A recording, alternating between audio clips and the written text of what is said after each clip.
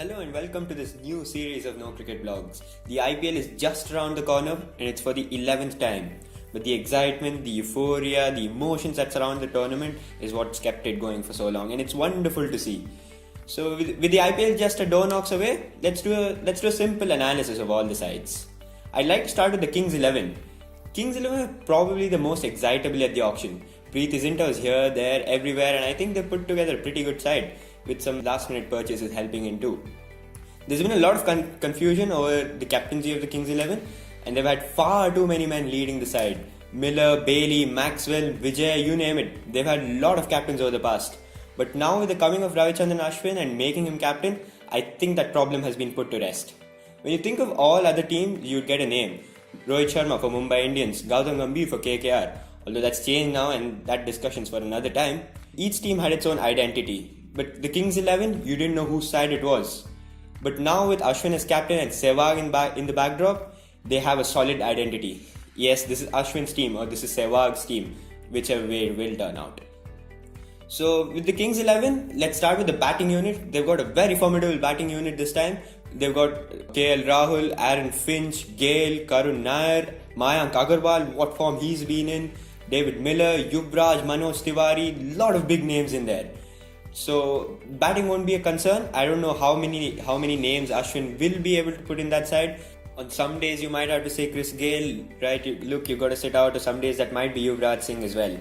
But the batting unit looks really solid. Maybe you'll have KL Rahul and Aaron Finch opening the batting, and a lot of batting to follow with the likes of Miller, Nair, Manoj Tiwari, Yuvraj. The middle order and the top order looks really solid.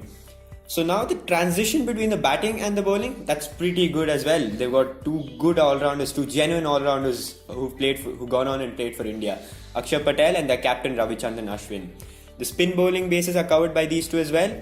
I don't know where Ashwin will bat, certainly not in the top 6, but they've got some really good all-rounders in the mix as well.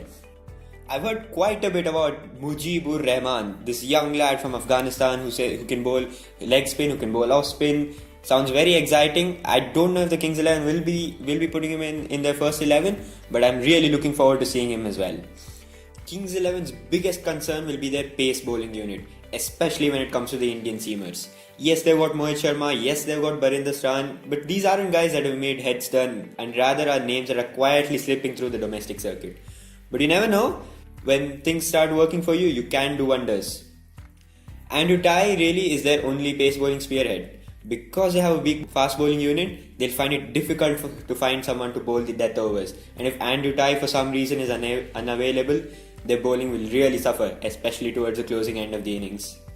Another matter of concern would be that they don't have a proper wicketkeeper in the mix. I don't know how much of a factor that will be, and also don't know how much wicket-keeping KL Rahul's been doing. But he did keep for RCB, and if you got a wicket-keeper to bat in your top 6, you cannot ask for more. So I guess I see them moving forward with KL Rahul as keeper. Their only other option will be to play Akshdeep Nath. That brings us to the Rajasthan Royals then. I'm really excited for the return of the Rajasthan Royals, but make no mistake, this is not the Rajasthan Royals of old. They've moved on from their principle of investing in young talent, from having the largest squad and being the sort of value for money entity. Now all that's gone and it's been replaced by them shelling out the big bucks for the players they had on their radar. I think the Rajasthan Royals, along with the Delhi Daredevils, have been the best shoppers at this IPL auction. They were very clear about whom they wanted, and my word, they did not hesitate to bid for whom they wanted.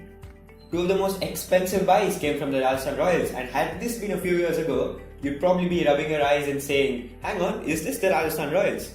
But they've put together a fine side, and I always personally thought that Ajinkya Rahane would be a great leader for them.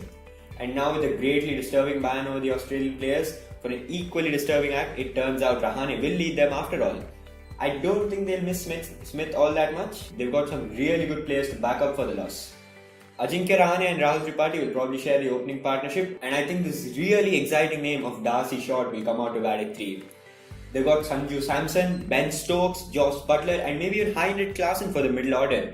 Now what that does is, they've already got a keeper and 6-7 overs from their top 6.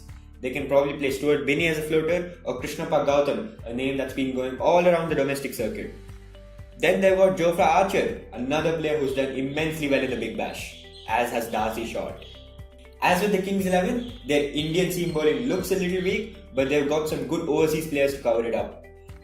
So that's it for this blog. Thank you very much for watching. Do share your views in the comment section. Leave a like if you enjoyed the video and don't forget to subscribe. Thanks for watching.